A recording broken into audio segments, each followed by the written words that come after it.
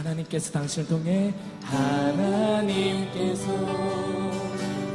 당신을 통해 메마른 땅에 샘물 나게 하시기를 가난한 영혼 목마른 영혼 당신을 통해 주 사랑 알길 원하네.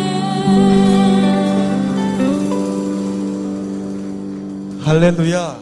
사랑하고 축복합니다. 우리 팀이 같이 저를 또 여러분들이 환영해 주셨는데 제가 또 여러분들과 함께 한 번 더 하나님께서 당신을 통해 함께 축복했으면 좋겠습니다. 자, 저를 한번 따라 하실까요? 두 손을 가슴에 대고. 여러분 안에 누가 계시죠? 예수님 계신 거 믿으십니까? 확실합니까? 여러분 안에 예수님 계시다면 여러분은 이미 축복받은 사람입니다. 한번 따라 하겠습니다. 나는 예수님 안에서 잘 되고 더 잘 되고 끝까지 잘 됩니다. 아멘. 별로 마음에 안 드시는 분들이 계신 것 같네요. 다시 한번 옆에 사람에게 이렇게 한번 권면하시겠습니다. 축복하겠습니다. 당신은 잘 될 겁니다. 당신은 잘 될 겁니다. 제발 좀 믿으세요. 이런 마음을 가지고. 여러분, 이 인사를 한 번 더 할 텐데요. 이 인사는 인사하는 게 아니라 옆 사람에게 선포하는 겁니다. 이런 마음으로요. 술 취하지 마라. 이는 방탕한 것이니 오직 성령의 충만을 받으라고 말씀하신 그 하나님 말씀을 따라서 이 세대가 세상에 취할 수 있는 너무나 많은 조건들이 있는데 세상에 취하지 않도록 우리 정신 차리고 너는 잘 될 거니까 예수님 때문에 꼭 믿고 일어서야 된다. 이런 마음을 가지고 선포하는 겁니다. 옆 사람에게 잘 될 겁니다. 인사하겠습니다. 잘 될 겁니다. 잘 될 겁니다. 그 마음을 가지고 다시 한번 축복합니다. 하나님께서 여러분의 이름을 넣어가지고 한번 여러분 먼저 자신을 축복해 볼까요? 하나님께서 성현이 통해 메마른 땅에 샘물 나게 하시기를 가난한 영혼 목마른 영혼 성현이 통해 주 사랑 알길 원하네. 이번에 한번 옆 사람에게 한번 해볼까요? 하나님께서 당신을 통해 메마른 땅에 샘물 나게 하시기를 가난한 영혼 목마른 영혼 당신을 통해 주 사랑 알길 원하네. 한 번 더 두 손을 가슴에 대고 저를 따라하겠습니다. 한 번 더 따라합니다. 하나님께서 나에게 성현이에게 여러분의 이름입니다. 성현이에게 복의 복을 주시고 지경을 넓혀주시고 환난을 벗어나 근심이 없게 하시고 주님의 손으로 꽉 잡아주십니다. 오른손 한번 들어볼까요? 꽉 잡아주십니다. 자, 안 믿는 분들이 계신 것 같아서 옆에 사람에게 팔 걸어가지고 할 수 있는 분들은 꽉 잡아주십니다. 한번 합시다. 꽉 잡아주십니다. 뒤에 보니까 지금 어떤 분이 생각 없이 이렇게 하시는 분이 있는데 이렇게 말고요. 팔 걸어가지고 꽉 잡아주십니다. 한 번 더 하겠습니다. 꽉 잡아주십니다. 아멘. 귀한 시간 예배로 저와 여러분 함께 은혜 나눌 수 있는 것에 하나님께 영광 돌리고 저는 여의도 순복음교회에서 신앙생활을 했고요. 여의도 순복음교회 예배 인도자로 또 사역을 하다가 주의 종으로 부름받고 현재는 13년 목회생활 마치고 김포의 준훈교회라는 교회를 개척해서 1년 10개월 정도 되어가고 있습니다. 하나님 주신 은혜로 교회가 많이 부흥되고 있어서 감사하고 또 이곳에 예배 인도자로 함께 하시는 우리 박세현 간사님 함께 사역했던 시간들도 있었고 다음 주에 말씀 전하실 주정영 목사님 또 함께 사역을 했던 시간들 함께 많은 은혜를 나눴던 것 같아요. 그래서 여러분들이 오히려 마음 가운데는 조금 낯설지 않은 마음이 들었습니다. 믿어지시길 축복합니다. 안 믿는 분위기가 좀 이쪽에 계시네요. 이쪽 주위에서 보겠습니다. 여러분 한 자매님이 계신데 그 자매님의 애인이 어느 날 이벤트를 열어놓고 형제가 자매를 초청하는 겁니다. 내가 너를 위해서 좋은 시간을 만들어놨으니까 한번 와라. 그 자매님의 이름은 천송이라고 하고요. 그 형제님의 이름은 도민준이라고 합니다. 도민준이라는 형제님이 어느 날 모든 이 땅에서의 삶을 마치고 자기 고향으로 돌아가야 된다. 가버리고 말았어요. 이제 끝난 건가 생각을 했는데 시간 지나니까 시간차를 그 우주에서 그냥 지구로 왔다 갔다 하는 거예요. 그런데 잠깐 왔다가 잠깐 돌아가야 된다. 그러나 왔다가 또 가고 또 갔다가 또 오고 또 왔다가 또 가고 할 수 있는 거죠. 그런 환경 가운데 어느 날 천송이에게 연락을 하고 너를 위해서 이벤트를 마련했으니까 함께 와라. 그렇게 이야기를 합니다. 그 자리에 천송이가 문을 열고 들어온 거예요. 아마 이 성전 정도 크기 됐을지 몰라요. 들어오니까 이쪽에는 장미꽃 천송이가 막 놓여져 있고 이름이 천송이니까 천송이. 그리고 여기 보니까 풍선 장식도 해놓고 천송이 사랑해 온갖 좋은 것들로 좋은 음악 틀어놓고 막 있는 겁니다.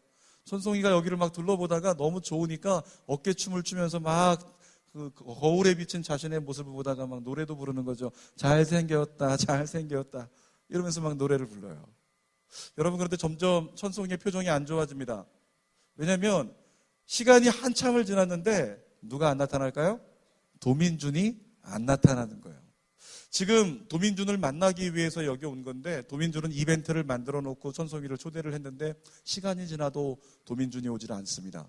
그러면 천송이에게는 이 모든 이벤트가 헛된 것이 될 수 있다는 거죠. 나중에 천송이가 울부짖으면서 이렇게 얘기합니다. 도민준, 이런 거 다 필요 없으니까 제발 네가 오란 말이야. 난 네가 필요해. 사랑하는 여러분, 예배가 그런 자리가 아닐까 싶습니다.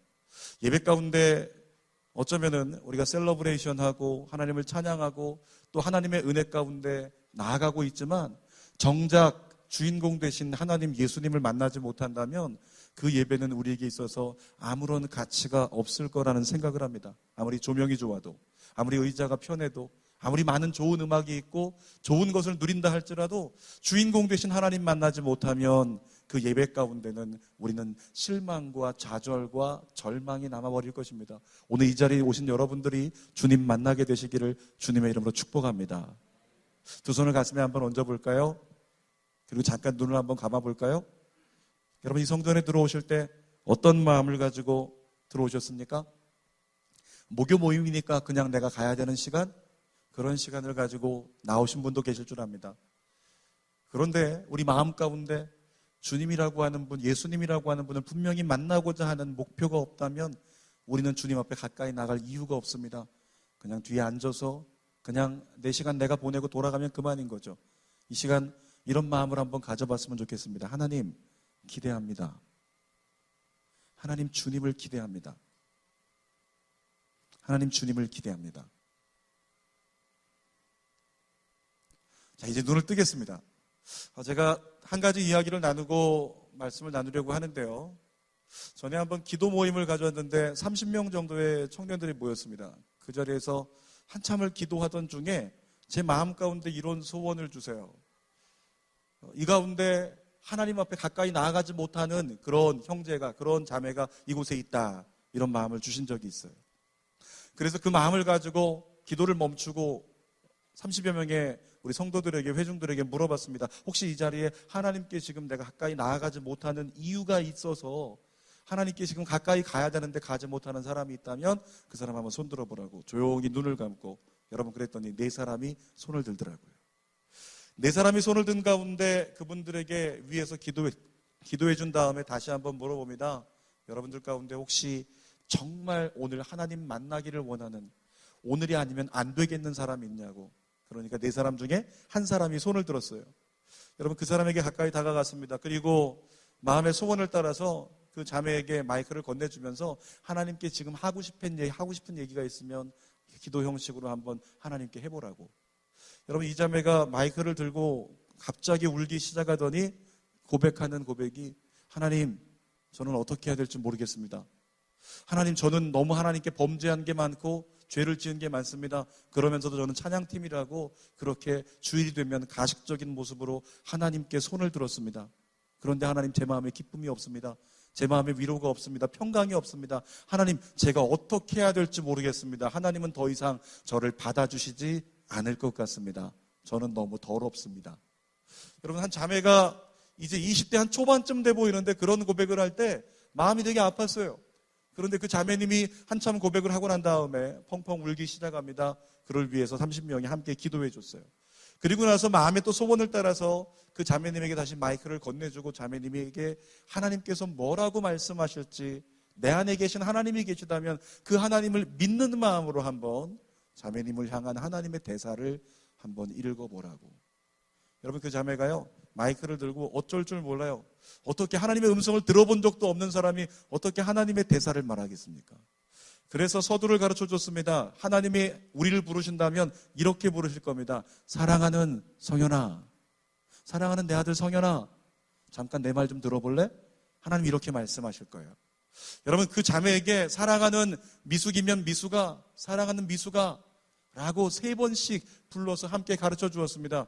그리고 그 자매가 이야기하기 시작합니다. 사랑하는 미숙아, 너는 네가 부족하고 모자라기 때문에, 더럽기 때문에 내가 너를 버릴 거라고 생각하지만 여전히 너는 내 딸이고 여전히 너는 나에게 소중한 사람이며 여전히 너는 나에게 있어서 나의 사역을 함께할 동역자란다. 사랑하는 딸아, 내가 너를 결코 버리지 아니할 거다. 내가 너를 통해서 반드시 나의 영광을 나타내고야 말 것이다. 여러분, 이 자매가 자기 입술을 가지고 지금 얘기하고 있는 거예요. 하나님이 막 그냥 입신이 된 게 아니에요. 지금 접신이 일어난 게 아닙니다. 자기가 자기 생각을 가지고 하나님이 나에게 이렇게 말씀하실 거라고 그렇게 고백하다가 주저앉아서 펑펑 울기 시작합니다. 자, 어떤 역사가 일어난 줄 아세요? 자, 보세요. 아까 자매가 아파하며 울었던 것은 첫 울음은, 하나님, 저는 죄가 많아서 버림받을 것 같아요. 저는 하나님께 아무것도 안 될 것 같습니다. 저 어떻게 하면 좋겠습니까? 저 아무것도 못할 것 같아요. 버림받을 것 같아요. 하나님이 외면할 것 같아요. 여러분, 그런데 그 자매를 향한 하나님의 마음이 그 자매의 입술을 통해서 들려주는데 뭐라고요? 나는 여전히 너를 사랑하고 여전히 너는 내 사랑하는 딸이고 여전히 너를 통해서 나는 영광을 반드시 받을 것이다. 내가 그렇게 하고야 말 것이다. 사랑하는 딸아, 내가 널 사랑한다. 사랑하는 여러분, 오늘 이 자리에 계신 하나님께서 여러분에게 동일하게 말씀하실 줄 믿습니다. 그 자매가요, 그날 이후로 예배가 바뀌었어요. 어떻게 바뀌었을까요? 이전에는 내가 나를 보면서 내 상태에 따라서 오늘은 앞자리에 앉기도 하고 내일은 뒷자리에 앉기도 하고 이런 일들이 많이 있다는 거죠. 제가 저희 교회가 이 성전 한 반 정도 되는데요. 저희 교회 성도들에게 제발 좀 뒤에 좀 앉지 마십시오. 제가 강대상을 뒤로 갈 테니까 강대상을 끌고 저 끝으로 들어가 버렸어요.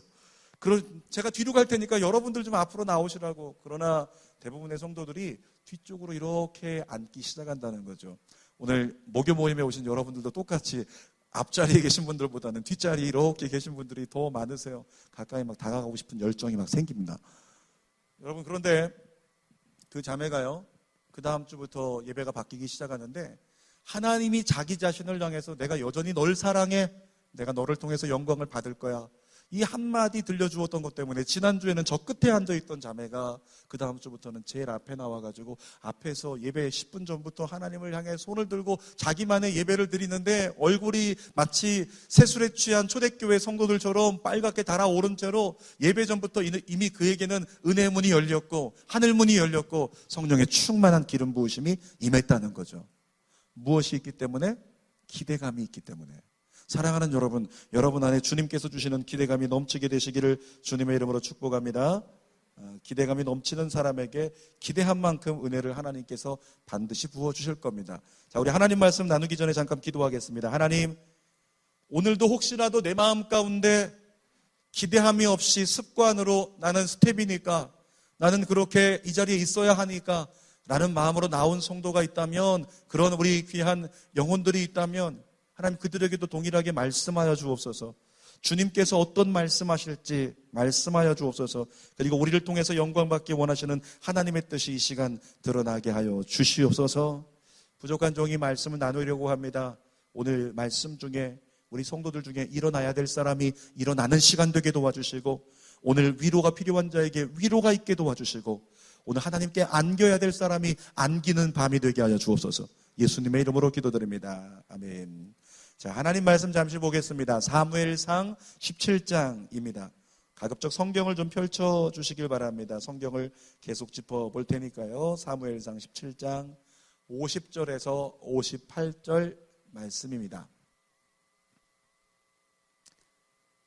구약성경 사무엘상 17장 50절에서 58절입니다. 함께 한번 읽어볼까요? 시작. 다윗이 이같이 물매와 돌로 블레셋 사람을 이기고 그를 쳐 죽였으나 자기 손에는 칼이 없었더라. 다윗이 달려가서 블레셋 사람을 밟고 그의 칼을 그 칼집에서 빼내어 그 칼로 그를 죽이고 그의 머리를 베니 블레셋 사람들이 자기 용사의 죽음을 보고 도망하는지라. 이스라엘과 유다 사람들이 일어나서 소리 지르며 블레셋 사람들을 쫓아가 가이와 에그론 성문까지 이르렀고 블레셋 사람들의 부상자들은 사하라임 가는 길에서부터 가드와 에그론까지 엎드러졌더라. 이스라엘 자손이 블레셋 사람들을 쫓다가 돌아와서 그들의 진영을 노략하였고 다윗은 그 블레셋 사람의 머리를 예루살렘으로 가져가고 갑주는 자기 장막에 두니라. 사울은 다윗이 블레셋 사람을 향하여 나아감을 보고 군사령관 아브넬에게 묻되 아브넬아 이 소년이 누구의 아들이냐? 아브넬이 이르되 왕이여 왕의 사심으로 맹세하옵나니 내가 알지 못하나이다 하매 왕이 이르되 너는 이 청년이 누구의 아들인가 물어보라 하였더니 다윗이 그 블레셋 사람을 죽이고 돌아올 때에 그 블레셋 사람의 머리가 그의 손에 있는 채 아브넬이 그를 사울 앞으로 인도하니 사울이 그에게 묻되 소년이여 누구의 아들이냐 하니 다윗이 대답하되 나는 주의 종 베들레헴 사람 이새의 아들이니이다 하니라. 아멘. 제목을 한번 따라할까요? 이기는 자로 일어서라. 예, 저희 교회에서 이렇게 따라하면은 예배가 2시간 길어집니다. 다시 한번 따라하겠습니다. 이기는 자로 일어서라. 여러분 제목이 이기는 건데 우리의 목소리는 지고 있습니다. 다시 한번 따라하겠습니다. 이기는 자로 일어서라. 할 수 있네요. 아멘. 자, 이런 제목으로 하나님 말씀을 잠깐 나누도록 하겠습니다.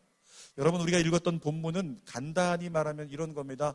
다윗이 골리앗을 이기고 나서 골리앗이 차고 있던 칼을 빼가지고 골리앗의 머리를 잘라서 그 머리채를 들고 사울 왕을 만나서 하나님께 영광 돌리며 승리를 자축하고 이스라엘 군대가 쫓아가서 블레셋 모든 군대를 진멸하는 사건. 그것이 바로 본문의 메시지입니다. 본문을 통해서 하나님께서 우리에게 주시고자 하는 말씀을 함께 나눠보도록 하겠습니다. 첫 번째로는요, 칼 없는 자가 칼 있는 자를 이긴다 라고 하는 메시지가 본문에서 우리에게 던져집니다. 57절 볼까요? 57절을 보면 다윗이 사울을 만날 때 그 손에 뭐가 있다고 기록합니까? 골리앗의 머리가 있다. 여러분 다윗은 골리앗을 만나러 나갈 때, 싸우러 나갈 때 칼을 가지고 있지 않았습니다.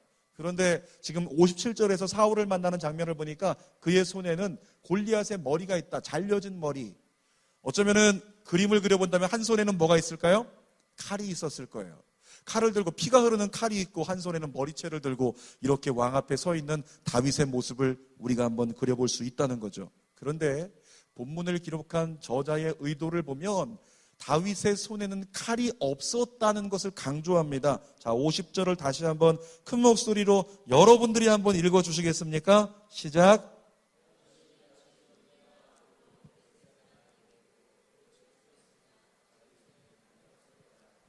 자, 자기 손에는 뭐가 없었더라?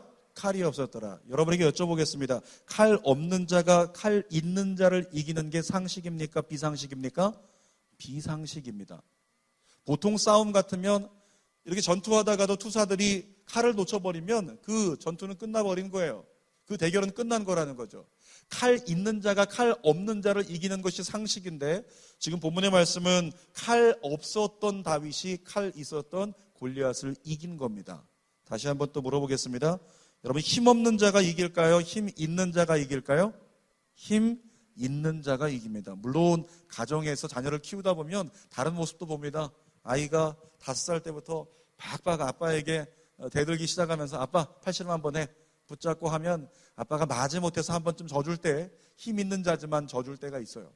여러분 그러나 세상의 상식은 힘 없는 자가 힘 있는 자에게 패할 수밖에 없는 게 세상의 상식이라고 하는 거죠. 성경을 보다가요, 그리고 우리 삶을 살아가다가 말도 안 되는 방법을 만날 때가 있습니다. 말도 안 되는 일을 만날 때가 있다는 거죠. 정말 상식을 벗어난 것들, 그런 상황을 만난다면 여러분 그때 이렇게 한번 생각해 보시기 바랍니다. 혹시 하나님? 혹시 하나님이신가? 정말 말도 안 되는 일이 내게 일어나고 있을 때 혹시 하나님이신가?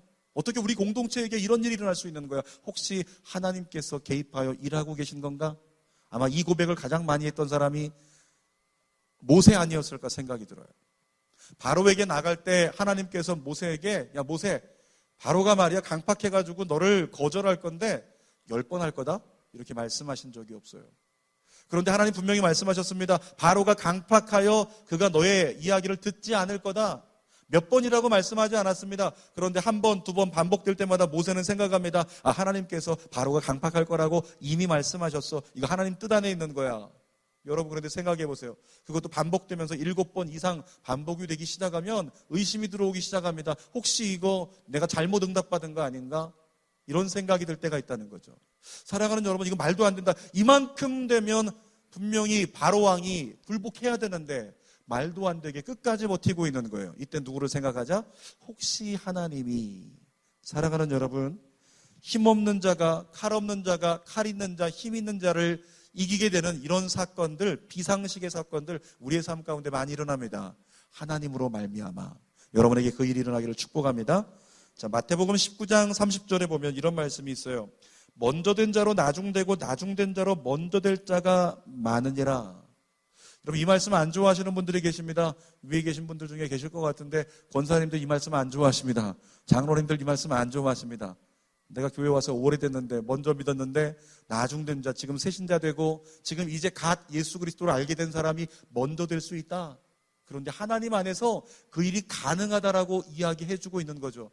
우리 생각에는 먼저 믿고 신앙생활 오래 한 사람이 더 좋은 곳에 있어야 되고 더 많은 상급을 받아야 될 것 같은데 하늘나라에 갔을 때 안 가봤으니까 모르지만 그 가운데 우리 상식을 깰 수 있는 이런 일들이 얼마든지 일어날 수 있다. 여러분 하나님 안에서 상식이 깨지는 일들이 많이 일어난다는 거죠.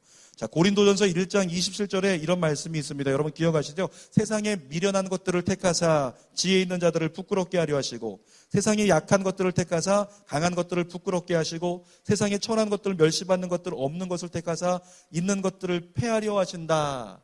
지금 사도 바울이 어떤 얘기하고 있는 겁니까? 세상으로 볼 때는 있는 자가 이길 거야, 배운 자가 이길 거야, 힘 있는 자가 이길 거야. 그런데 하나님 안에서는 하나님은 그렇게 하지 않고 아무도 주님 앞에 어깨 펴고 자랑하지 못하게 하려고 하나님은 지혜 없는 자가 이기게 만들어줄 거야. 오늘 이 자리에 계신 분들 중에서 가방끈이 짧은 분이 이기게 되시기를 축복합니다. 여러분 하나님 안에서는 우리의 상식을 역행하는 일들이 너무나 많이 일어나게 된다는 거죠. 51절을 한번 볼까요? 본문에 다윗이 달려가서 블레셋 사람을 밟고 그의 칼을 그 칼집에 빼내어 그 칼로 그를 죽이고 그의 머리를 베니 블레셋 사람이 자기 용사의 죽음을 보고 도망하는지라. 여러분 다윗이 지금 칼이 없었지만 어떻게 이기게 됩니까? 자기의 적이었던 골리앗의 칼을 빼가지고 골리앗의 칼로 골리앗을 죽이는 거예요. 분명히 다윗은 칼이 없었지만 악인을 보고 두려워할 필요가 없는 것은 악인이 아무리 중무장해도 하나님께서 역사하신다면 그 중무장한 악인을 그의 중무장으로 말미암아 그를 죽일 수 있다. 잠언에 이런 말씀이 있어요. 악한 자는 자기의 악으로 말미암아 넘어지리라. 여러분 하나님의 특기가 무엇입니까? 악한 자의 것을 빼앗아서 선한 자의 유익을 도모하는 것, 이것이 바로 하나님의 특기입니다. 출애굽 사건 알고 계시죠? 이스라엘 백성들이 요셉을 따라서 70여 명의 가족들이 애굽으로 이렇게 피신하게 됩니다. 그리고 고센 땅이라는 곳에 여기서 살아라, 가지고 싶은 거 다 가져. 그렇게 선한 바로 왕이 배려해 주니까 이스라엘 백성들이 열심히 잘 살았다는 거죠. 기근을 피해서. 그런데 그 가운데 왕이 바뀌기 시작합니다. 다른 바로 왕 왕이 바뀌다가 요셉을 알지 못하는 사람이 세워지면서 이스라엘 백성들의 번성을 염려하기 시작하고 시기하기 시작합니다. 종국에 어떻게 될까요? 여러분 요셉이 살고 있었을 때요, 이스라엘 백성들 종이 아니었습니다. 노예가 아니었어요. 그런데 나중에 성경을 보니까 이스라엘 백성들을 향하여 노예라고 말합니다. 200만 명, 300만 명씩 번성한 민족에 대해서 저들은 노예라고. 히브리 노예들이 지금 울부짖고 있다. 탄식이 너무 커서. 여러분 이런 장면을 생각해 볼 때요, 분명히 이스라엘 백성들에게 있어서는 애굽이라고 하는 존재는 악한 존재입니다. 애굽을 생각하면 억울한 거예요. 나중에 보니까 바로 왕이 애굽 이스라엘 백성들을 막 탄압하기 시작하는데 그들이 하늘을 향하여 막 울부짖는데 하나님께서 모세를 향해 뭐라고 말씀하세요? 내 백성들의 탄식 소리가 내 귀에 들린다. 저들의 울음소리가 내 귀에 들린다는 거예요. 그래서 모세, 네가 가져야 되겠다라고 말씀을 하신다는 거죠. 사랑하는 여러분, 이스라엘 백성들에게 있어서 애굽은 대적이었고 악한 세력이었는데 10가지 재앙을 통해서 이스라엘 백성들이 마지막에 어떤 일이 있었습니까? 9번째 재앙이 끝나고 난 다음에 하나님 말씀하시기를 너희가 애굽 사람에게 가서 무엇을 요청하든지 그들이 내어줄 거다, 이런 말씀하세요. 여러분, 그러니까 출애굽 직전에 이스라엘 백성들이 애굽집을 따라가서 노크합니다. 금이 있으면 금 좀 주십시오. 애굽 사람들이 금을 다 내어줘요. 자, 은이 있으면 은을, 노시 있으면 노스를 좀 달라고 하면 달라는 대로 다 주는 거죠. 자기 것이 아닌데 애굽의 것을 취해가지고 광야를 지나서 하나님의 땅으로 가는 이스라엘 백성들의 모습을 생각해 보세요. 여러분, 하나님의 방법은요, 내게 분명히 없는 것인데 선한 사람의 유익을 도모하기 위해서 악한 자의 소유까지도 사용하시는 분이 우리 하나님이시다. 여러분, 세상이 교회보다 잘 된다고 부러워할 필요가 없습니다. 왜 그럴까요? 세상의 유익을 하나님은 교회의 선한 역사를 위해서 갖다 쓰실 수 있는 분이 우리 하나님이시라는 것, 우리 함께 믿기를 축복합니다. 자, 로마서 4장 17절에 보면요, 너무 좋아하는 말씀인데 이런 말씀이 있어요. 하나님은 죽은 자를 살리시며 없는 것을 있는 것으로 부르시는 이시니라. 누구 얘기입니까? 아브라함. 아브라함은 지금 없는 것, 죽은 것 같은 것, 몸이 이미 아기를 가질 수 없는 상태. 그런데 하나님께서 허락해 주시니까 없는 것을 있는 것처럼 불러서 아기를 갖게 만들어 주시는 하나님. 오늘 이 자리에 나왔는데 여러분 앞에 혹시 장벽 있지 않습니까? 문제가 있지 않나요? 우리가 하나님께 더 가까이 나아가야 되는데 가로막힌 어떤 큰 어려움들, 답답함들, 이런 것들이 있지 않습니까? 요즘에는 기독교계의 대형 교회들의 여러 가지 이야기들 때문에 기독교가 폄하되어지고 개독교라는 소리를 막 듣게 되는 그런 일들 얼마나 많은 줄 몰라요. 사랑하는 여러분, 이런 가운데 우리 하나님이 어떤 하나님이시라고 말씀하신다고요? 없는 것을 있는 것처럼 불러주시는 하나님. 그 하나님이 저와 여러분이 가지고 있지 못한 내일에 대한 부흥과 새로운 비전과 꿈을 열어주실 줄 믿습니다. 첫 번째로는 칼 없는 자가 칼 있는 자를 이길 수 있다는 것에 대해서 나눴습니다. 두 번째로는 우리 한번 따라하겠습니다. 내가 이겨야 우리가 이긴다. 다시 한번, 내가 이겨야 우리가 이긴다. 자, 52절 성경 말씀 한번 볼까요? 이스라엘과 유다 사람들이 일어나서 어떻게 했다? 소리 지르며. 자, 여러분, 이스라엘 백성들이 유다 사람들과 함께 골리앗 때문에 어떻게 있었습니까? 처음에 여러분 알고 계시죠? 그들이 골리앗을 보니까 한 달 동안이나 그들이 숨어 있었어요. 골리앗과 싸우기 힘드니까 무서워서 두려움에 떨어서 숨어있던 이스라엘 백성들이었는데 지금 52절에 와서는 그들이 막 뛰어나와가지고 어떻게 하고 있습니까? 막 손을 들면서 와 마치 돌격 앞으로 하는 것처럼 겁에 질렸던 사람들이 갑자기 뛰어나와서 전쟁하겠다고 막 블레셋 사람들을 향해 쫓아가고 있는 모습, 이것이 이스라엘 백성들의 본문의 모습입니다. 조금 전까지만 해도 어떤 상태였는데요? 오금이 저렸던 상태였다는 거죠. 두려움에 사로잡혔던 상태였다는 겁니다. 왜 그럴까요? 골리앗이라고 하는 장애물이 너무 컸기 때문에 이기기 힘들다, 이런 생각에 두려워서 숨어 있었다는 겁니다. 여러분, 사실 이스라엘 백성들이 숨어 있던 진짜 이유가 뭘까요? 이것을 한번 묵상해 볼 때 이스라엘 백성들이 진짜 숨어 있었던 이유는 골리앗이라고 하는 적장이 너무 컸기 때문이 아니라는 거죠. 무엇이 컸을까요? 전쟁에서 나가서 싸우다가는 저 골리앗 때문에 우리가 질 수 있다라고 하는 부정적 믿음이 컸기 때문이라는 거죠. 내게 다가온 사건이 큰 게 아니라 이 사건 때문에 나는 무너질 것 같아, 실패할 것 같아, 거절당할 것 같아, 끝날 것 같아, 안 될 것 같아, 이런 부정적인 믿음이 우리 안에 너무 크기 때문에 지레 겁먹고 뒤로 물러나서 자빠지게 되는 것이 우리 모든 사람들의 모습이라고 하는 겁니다. 우리도 마찬가지예요. 마음이 편하지 않고 불안할 때가 있습니다. 왠지 모르게 마음에 부정적 감정이 자꾸 들어올 때가 있습니다. 이유 여하를 불문하고요, 이렇게 고백할 수 있습니다. 따라합니다. 믿음이 부족하기 때문에. 다시 한번, 믿음이 부족하기 때문에. 제가 저희 교회 주보에 이런 글을 실었습니다. 한 번쯤 SNS를 통해서 접했던 분들이 있을 줄 압니다. 바쁜 척하지 말아야 됩니다. 하나님께서 이미 그 일을 여유 있게 처리할 능력을 당신에게 주셨기 때문입니다. 피곤한 척하지 말아야 됩니다. 하나님께서 이미 독수리 날개치며 올라감 같은 새 힘을 당신에게 주셨기 때문입니다. 아픈 척하지 말아야 됩니다. 하나님께서 그리스도가 채찍에 맞게 하심으로 당신이 이미 나음을 입게 하셨기 때문입니다. 힘든 척하지 말아야 됩니다. 하나님이 성령을 주심으로 당신에게 이미 권능이 임했기 때문입니다. 연약한 척하지 말아야 됩니다. 하나님이 그리스도에게 당신의 연약함을 담당시키셨고 성령을 통해 이미 당신을 강하게 하셨기 때문입니다.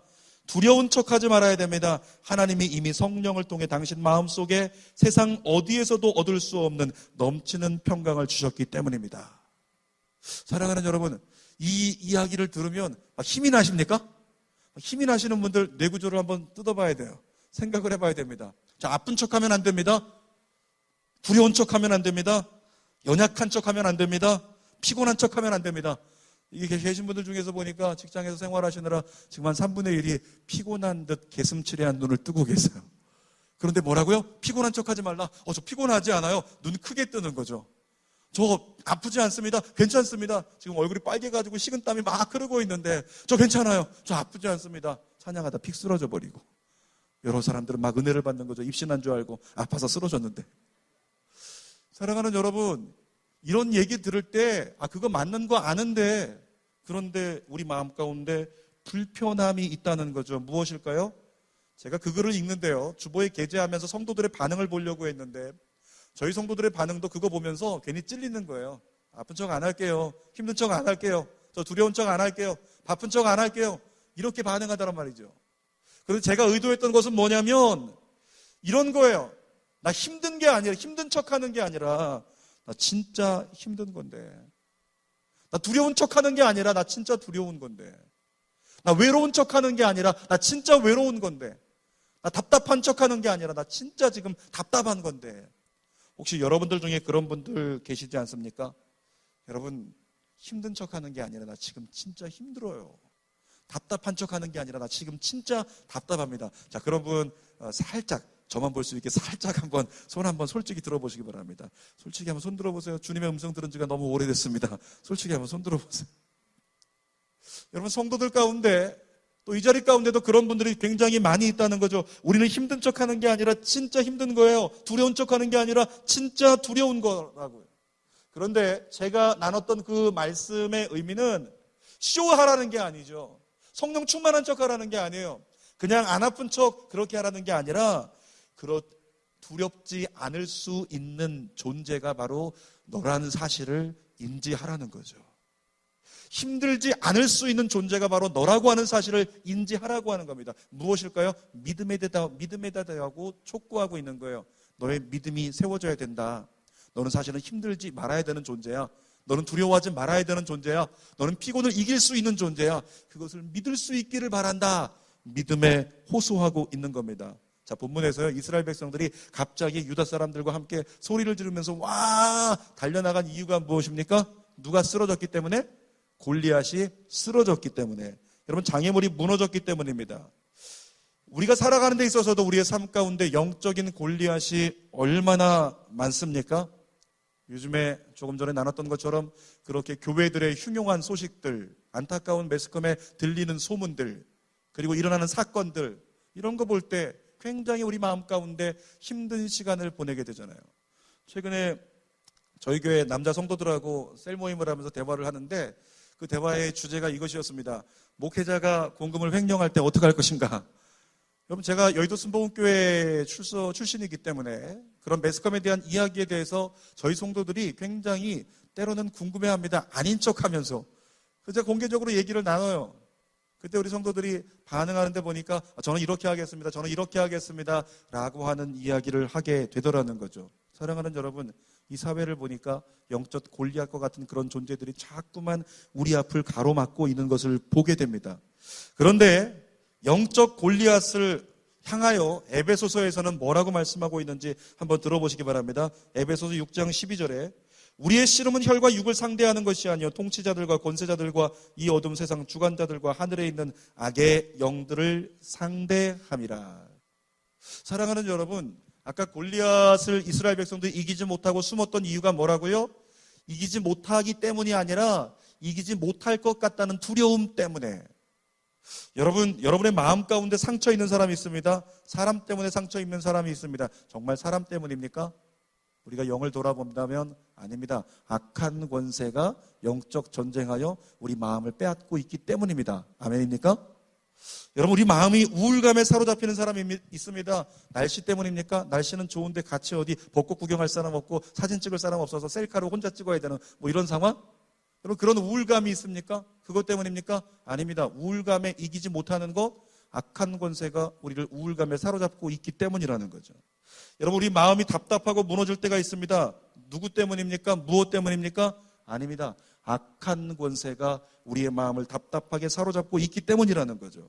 그래서 에베소서 6장 11절에 이렇게 말합니다. 마귀의 관계를 능히 대적하기 위하여 하나님의 전신갑주를 입으라. 하나님 뭐라고 말씀하세요? 구원의 투구와 의의 흉배와 진리의 허리띠, 복음의 신발, 그리고 믿음의 방패, 성령의 검. 전신갑주 한 가지도 부족하지 않도록 완벽하게 무장이 되어서 무엇을 하지 말라? 틈이 생기게 하지 말라.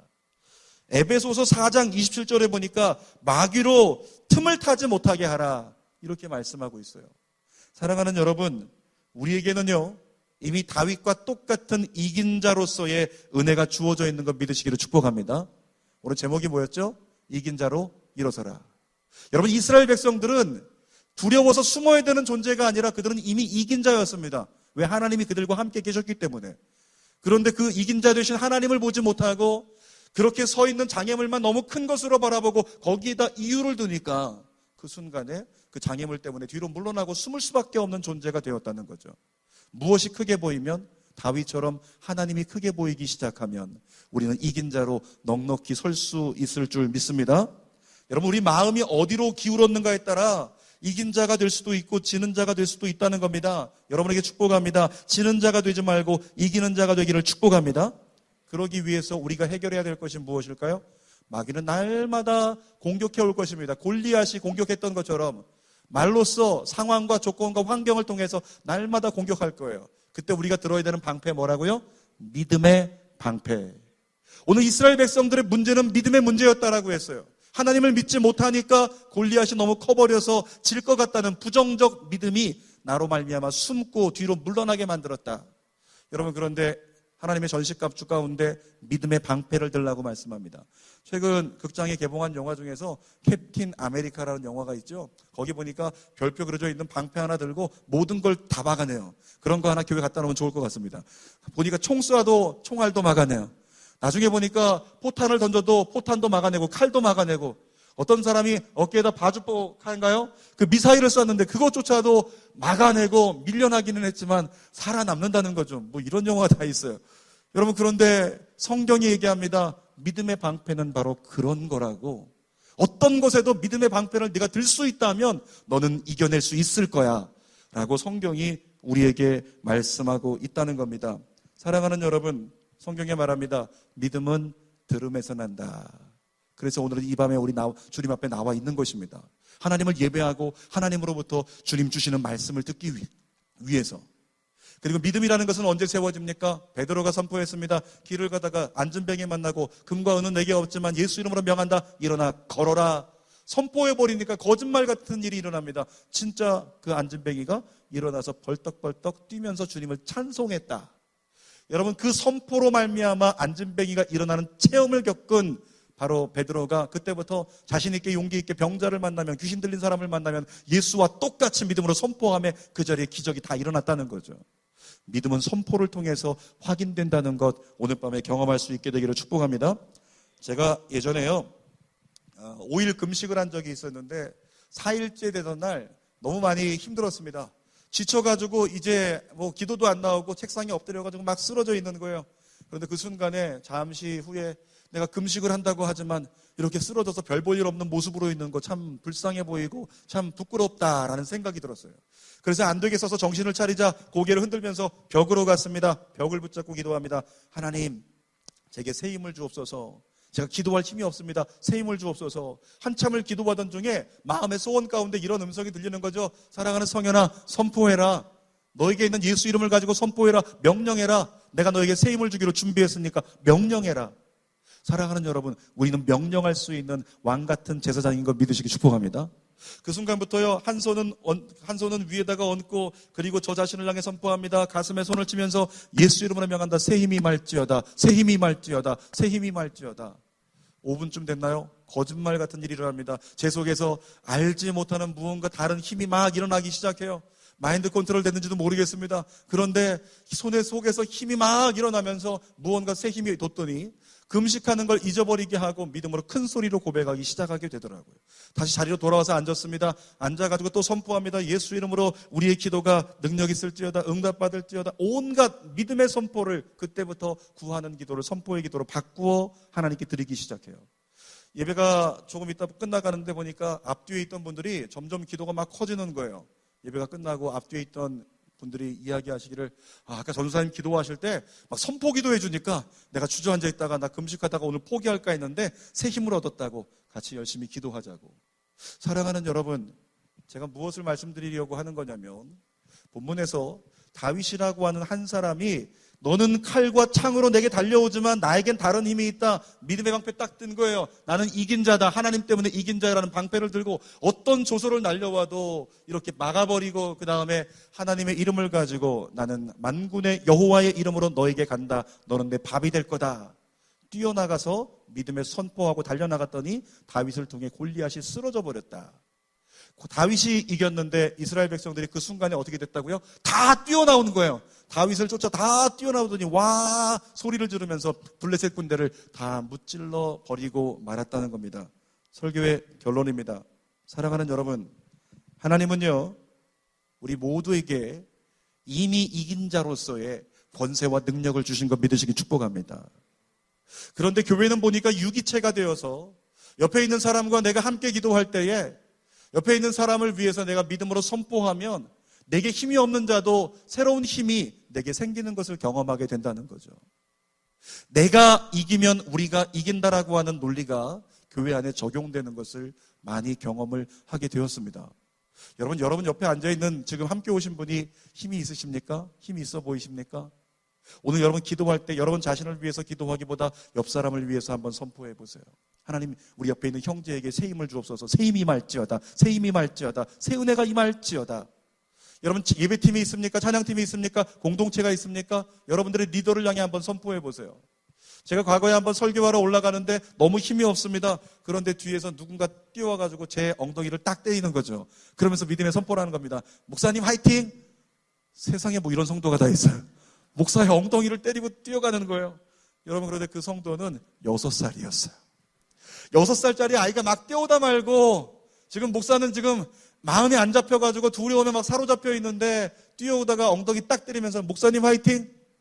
그런데요, 제가 예배 가운데 들어가서 앞자리에 와서 기도하고 있는데 그 아이의 그 한마디 고백이 하나님의 음성처럼 들려가지고 눈물이 나더라고요. 눈물이 나면서 하나님, 저 힘없는 거 아시고 하나님이 응원해 주셔서 감사합니다. 하나님, 제가 힘내겠습니다. 사랑하는 여러분, 내가 믿음으로 선포할 수 있는, 믿음을 붙들고 일어날 수 있다면 나로 말미암아 우리 모두가 일어날 수 있다는 사실을 믿어 의심치 않게 되시기를 축복합니다. 마지막 결론입니다. 다윗이 어떻게 했을까요? 성경에 보니까 골리앗의 갑옷을 가지고요 자기 집으로 갑니다. 갑옷은 자기 집에 이렇게 갖다 두고 골리앗의 머리채만 들고 사울왕을 만나러 가요. 여러분, 다윗 왜 골리앗의 갑옷을 자기 집에 두었을까요? 이런 의미입니다. 사냥꾼이 곰을 사냥한 사람이 있으면 곰의 가죽을 갖다가 자기 집에 이렇게 걸어놓죠. 그리고 얘기합니다. 저거 내가 잡은 거라고. 그거 얘기할 때 어떨까요? 사냥꾼 어깨 딱 펴고 저거 내가 잡은 거라고, 내가 이긴 거라고. 여러분, 골리앗의 갑옷을 걸어놓고 다윗이 자기 집에 찾아오는 사람들에게 뭐라고 얘기했을까요? 그 골리앗, 그 큰 장수 내가 이겼다고. 여러분, 지금 뭐 하는 거예요? 간증 집회하고 있는 거예요. 다윗이 간증 집회하는 겁니다. 사랑하는 여러분, 오늘 여러분들이 하나님께서 함께 하시는 은혜로 말미암아 일어나게 되고 여러분 때문에 이긴 자의 축복이 옆 사람에게 전가되는 은혜를 경험할 수 있는 새로운 간증자가 여러분 되시기를 주님의 이름으로 축복합니다. 제가 성도들하고 한번 나눴던 건데요, 제가 가끔 이렇게 운전하다가 설교에 영감을 주시면 핸드폰을 꺼내놓고 음성 입력을 통해서 이렇게 문자를 입력한다는 거죠. 잊어버리지 말기 위해. 그런데 이 부분이 갑자기 묵상하다가 생각이 나가지고 제가 핸드폰을 들고 얘기했습니다. 다윗 같은 간증하는 주인공 되자. 이렇게 제가 선포를 했는데 핸드폰 문구에 어떻게 적혔냐면 다윗처럼 간증하는 주인공 되자. 간증하는 주인공이 아니라 간증하는 주인공. 여러분, 그런데 그 이야기가 저에게 은혜가 되더라고요. 간증하는 주인공. 야, 이거 하나님 안에서 정말 간지 있는 주인공. 정말 뒤로 물러나지 않고 모든 사람이 부러워할 만한 찬양을 부르면 찬양의 기름 부음이 있고, 믿음의 선포하면 선포의 능력이 있고, 아멘. 여러분, 간지나는 주인공 하나님이 여러분 그렇게 만들기를 원하세요. 간지 있는 사람 보면 막 따라가고 싶잖아요. 막 쫓아가고 싶죠. 그래서 우리의 교회가 부어지는 은혜가 간지가 있어서 하나님 안에서 부흥이 일어나는 내일을 살 수 있는 저와 여러분 다 되시기를 주님의 이름으로 축복합니다. 기도하겠습니다. 하나님 감사합니다. 오늘 이긴 자로 일어서게 하시는 주님을 찬송합니다. 하나님, 우리가 때로 힘들 때가 있습니다. 때로 우리가 아플 때가 있습니다. 그런데 그냥 힘들고 그냥 아픈 게 아니라 사실은 영적 전쟁 때문에 우리가 믿음을 놓치고 있는 겁니다. 오늘 이 시간 우리 모두가 믿음 안에 우뚝 일어설 수 있도록 인도하여 주옵소서. 예수님의 이름으로 기도합니다. 아멘. 자, 이 시간 여러분들에게 여쭤보겠습니다. 목사님, 제가 좀 힘듭니다. 제가 좀 요즘에 답답합니다. 두려움이 있습니다. 눈을 감으시기 바랍니다. 그런 분들 계시면 눈 감은 채로 그 자리에 한번 일어나 보시겠습니까? 조금이라도 내게 지금 답답하고 막힌 것 있다? 여러분, 하나님께서 그분을 찾고 기다리십니다. 그런 분 계시면 한번 일어나 보세요. 요즘에 좀 아픈 가운데 있습니다. 피곤한 중에 있습니다. 어려운 중에 있습니다. 하나님께서 일으켜 주시기를 원합니다. 자, 오늘 일어나신 분과 함께 또 앉아 계신 분들도 하나님, 내가 이긴 자로서 온전히 일어서기를 원합니다. 나로 말미암아 우리 공동체가 회복될 수 있는 주인공 되기를 원합니다. 나로 말미암아 우리 가정이 회복될 수 있는 주인공 되기를 원합니다. 아니, 나로 말미암아 이 모교 모임이 회복될 수 있는 주인공 되기를 원합니다. 그런 마음을 가지고 우리 자리에서 다 같이 한번 일어나 보겠습니다. 그리고 이 시간에 우리 찬송 부르고 하나님께 기도할 텐데, 여러분, 하나님께서 이 시간 우리를 알고 계십니다. 우리를 기억하고 계십니다. 우리에게 멀리 계신 하나님이 아니라 여러분에게 동일하게 말씀하실 겁니다. 사랑하는 내 딸아, 사랑하는 내 아들아 라고 말씀하실 겁니다. 그 하나님 생각하면서 우리 찬송 부르고 하나님 앞에 기도하는 시간 갖도록 하겠습니다. 주를 위한 이곳에 예배하는 자들 중에 그가 찾는 이 없어 주님께서 슬퍼하시네. 여러분, 하나님의 메시지는 이것입니다. 이스라엘 백성들 많이 그렇게 군사들도 있었고 장군들도 있었지만 정작 하나님을 신뢰했던 사람은 다윗 한 사람밖에 없다는 거죠. 예배 가운데 수많은 사람이 나와 있지만 정작 예배 가운데 주님이 오늘 역사하실 거라고 믿는 사람은 때로는 단 한 사람일 때가 있다는 것입니다. 그런데 그 한 사람 때문에 하나님은 그 예배 가운데 하나님의 역사를 드러내십니다. 오늘 이 시간에 그 역사가 일어날 줄 믿습니다. 하나님, 내가 그가 되기를 원합니다. 내가 그렇게 다윗처럼 민족을 살려낼 수 있는, 내 공동체를 살려낼 수 있는 내가 그가 되기를 원합니다. 우리 그 마음의 소원으로 한 번 더 고백하고 기도합니다. 주를 위한 이곳에 예배하는 자들 중에 그가 찾는 이 없어 주님께서 슬퍼하시네. 아멘. 주님이 찾으시는 그 한 사람, 그 예배자, 내가 그 사람 되니 간절히 주께 예배하네. 주대로 이곳에 서 있네. 하나님 여기 계십니다. 하나님 앞에 서는 한 사람을 주님이 찾으십니다.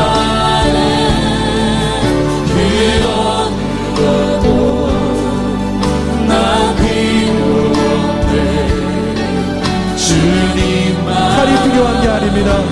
하나님의 이름이 필요한 것입니다. 주대로 이곳에 서 있네 주인대로 엎드려 절하네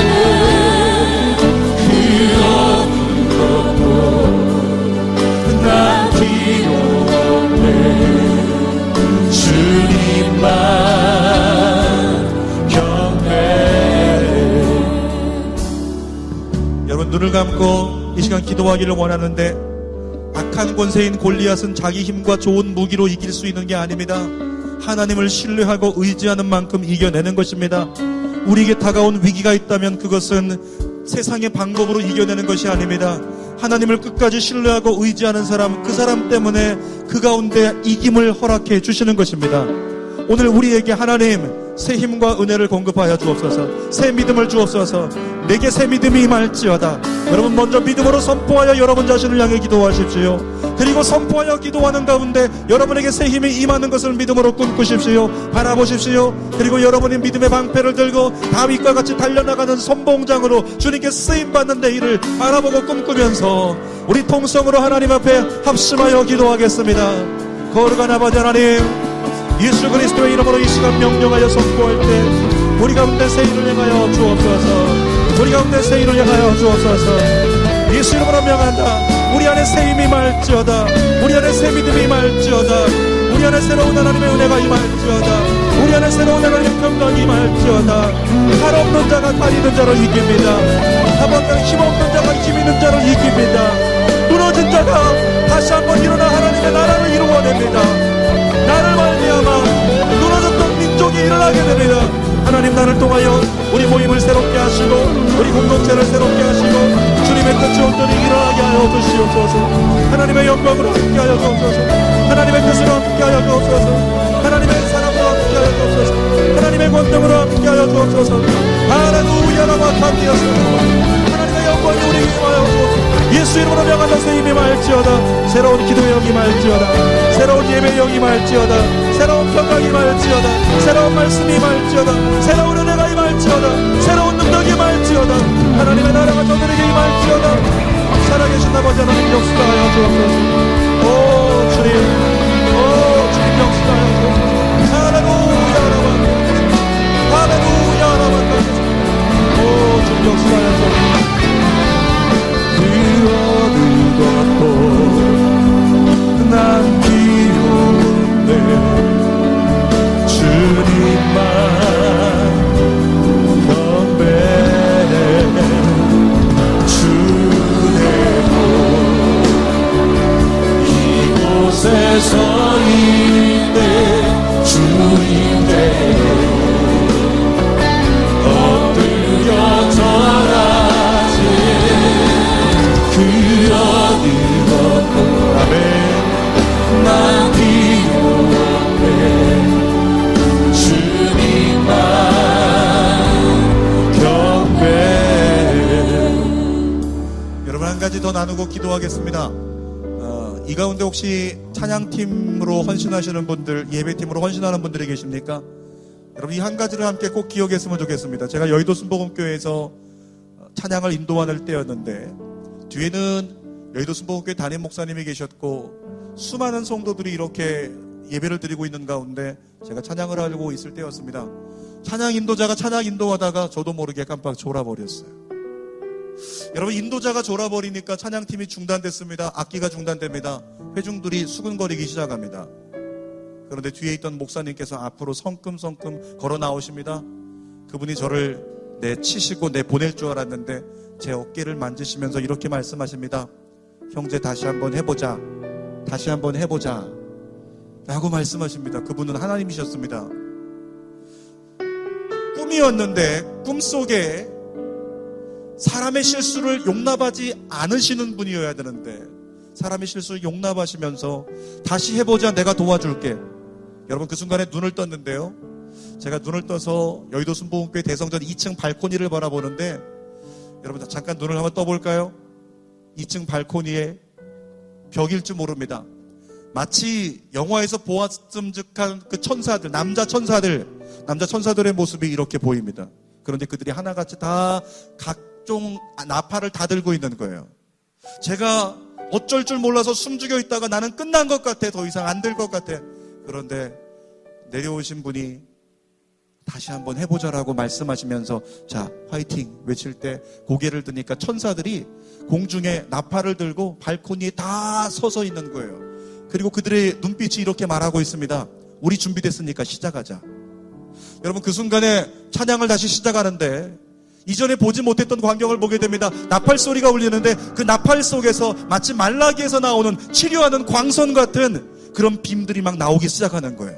그 빔이 소리가 되어서 사람들의 가슴을 뚫고 지나가는데 그때마다 사람들이 다 회복이 되고 어둠의 견고한 진이 깨지는 역사가 막 일어나더라고요. 여러분, 그 순간에 깨달은 것이 있습니다. 찬양은 내가 하는 게 아니구나. 나는 믿음으로 선포하는 거구나. 그 순간에 하나님께서 천군과 천사들을 통하여 직접 일하시는 거구나. 나는 믿음에 선포하는 거구나. 다윗이 바로 그것입니다. 칼이 없었지만 자기 방법밖에 돌밖에 없었지만 믿음의 선포를 가지고 나가니까 하나님께서 역사하셔서 골리앗을 이기게 하셨습니다. 문제를 이기게 하셨습니다. 어둠을 이기게 하셨습니다. 오늘 우리가 믿음 가지고 나갈 때 우리 앞에 그 일이 일어날 것입니다. 그 믿음을 가지고 이 시간 다시 한번 기도할 때, 여러분, 다니엘이 기도할 때 주여라고 하늘을 향해 3번 불렀는데 주여 들으소서, 주여 용서하소서, 주여 들으시고 내 기도 들으신 대로 행하여 주옵소서. 그렇게 하늘을 향해 주여라고 3번 하나님을 불렀어요. 이 시간 주여라고 3번 부르고 우리 한 번 더 합심으로 하나님 앞에 간절히 기도합시다. 주여, 주여, 주여. 아버지 하나님, 내가 주님을 믿습니다. 아버지 하나님, 내가 주님을 신뢰합니다. 아버지 하나님, 내가 주님을 인정합니다.